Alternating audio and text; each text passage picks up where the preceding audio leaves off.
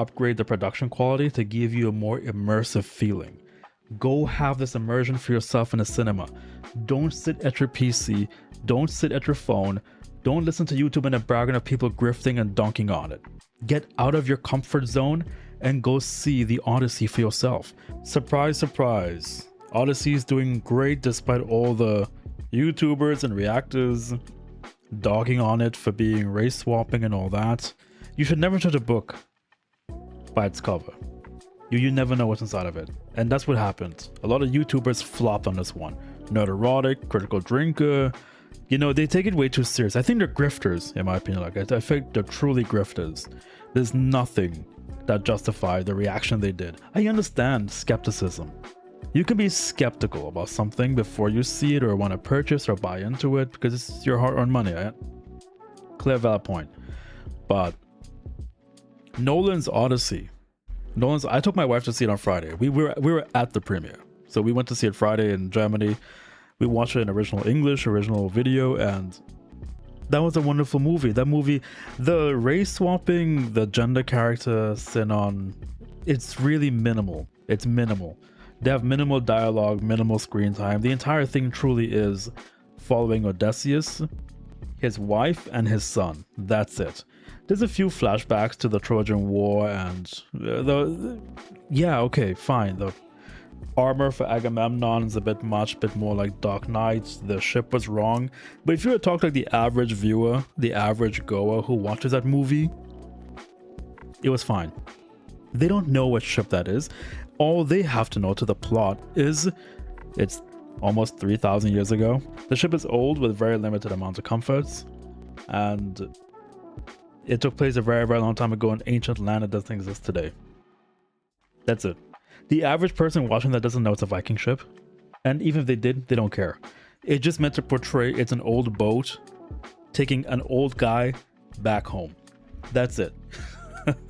Agamemnon, the armor, I agree with you guys. You know, it's a bit much. It's a bit like Dark Knight, but it's meant to emphasize he's larger than life, the High King of Greece, and other kings are his general. If you ever watch Game of Thrones, it's basically he's Aegon the Conqueror, and Odysseus is like the Lord Paramount of the Reach. In this case, Ithaca. I really, really am disappointed in YouTubers and grifters who gave the movie a bad name and a bad review. It's going to do well, and it's going to continue to do well, because it truly is an adventure. Do you know my only complaint is in the entire movie besides, I agree with the race swapping thing, telling a story from a different culture. I agree. Most people agree with that. It's a creative take, and he did give some sort of answer as to why he did that the way he did. Even back in ancient Greece, the Zendaya Athena, that's Athena in the visage of a priestess or someone at the temple that was taken out. And she came in that form to haunt him, which goddesses do.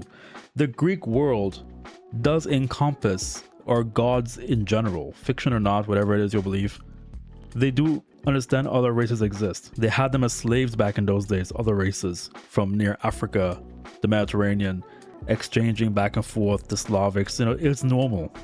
It wasn't just a world of just exclusively just one particular race and nobody else.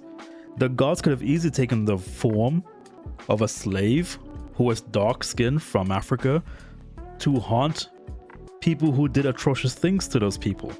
Humanity on humanity crime. So the scenes with Zendaya as Athena, that makes sense. It wraps up to like Athena took the form of Zendaya, this visage of a young girl as a priest who was of a different color and background, and they chopped her head off. Fine. But you can't be you can't just go into a mindset of a movie and just say it's going to be awful. We watched the whole movie in IMAX in Germany. I think Germany, we have a lot of IMAX theaters and cinemas and kino, so we were lucky enough to see it that way, and it truly is a wonderful music. The soundtrack, the music they did conveys the dialogue very well, and Nolan does show his master production qualities like Peter Jackson.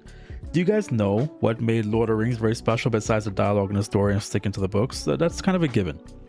But do you know why it's a cinematic masterpiece? Why it won 13 Oscars? The main core reason those things did really well, even back in the early 2000s? is because there was very little CG, very little green rooms. They took you places. Peter Jackson flew to the top of a mountain and filmed some of those scenes. He flew to lakes and rivers. He did landscape shots. He took you places. He had the actors running through landscapes doing this. Christopher Nolan continues this trend. If you watch the Odyssey and negate some of the key details, like the what the ship is, the armor plot, whatever, it's fine, you know? Look at it from a point of view of a cinematic adventure. Tell me Nolan doesn't take you on an adventure. Tell me it's not an adventure that you're going on. He takes you across the ocean to multiple islands, multiple beaches. You meet very, very diverse monsters. You are on a ship with Odysseus, going from place to place, meeting different kinds of characters at different locations. It's not like he CG'd people into a background and gave you nothing. He did maintain high production quality, high sound quality, high soundtrack quality as well. It's a very beautiful adventure. Go see it, go have some fun, let the political ideology go, let the nerderotic and critical drinker grifters, let them be angry in their bulb and scream all they want. You take your wife, your kids, your friends, your family, go alone, doesn't matter. Go spend an evening in the cinema, go have an adventure, go have a wonderful time, go see it. Get a popcorn, get a large nachos, get a cola, 0 sugar to maintain gains. Go do that. Go have a wonderful time in the cinema, because it's been a long time since anyone's had fun in the cinema and had a good movie there. We finally have one in a very long spill of a lot of political messaging in movies. This one is just a straight epic adventure taking you places.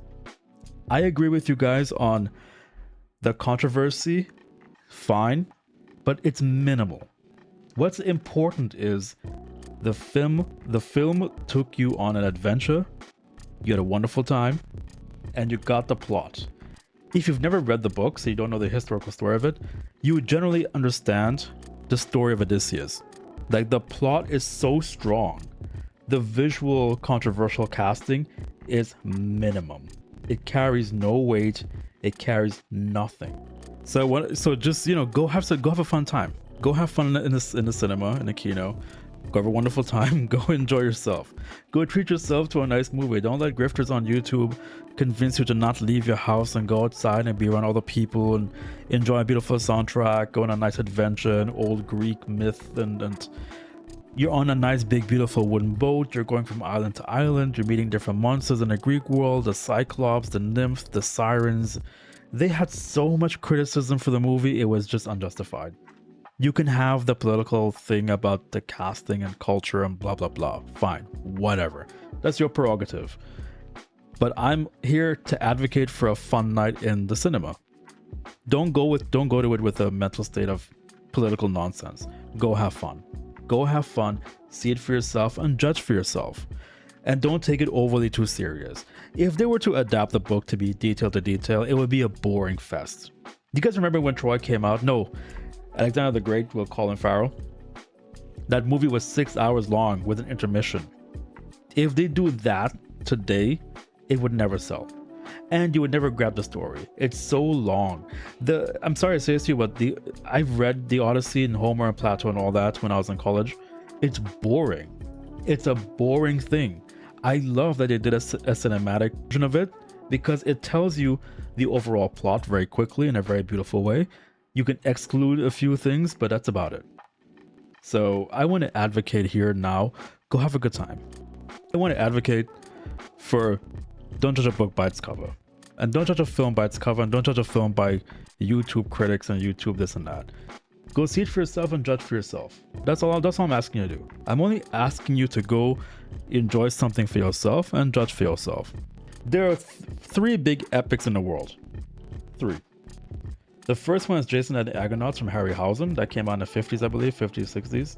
Then it was Alexander the Great. Second one, then Troy. 3. So this is the 4th.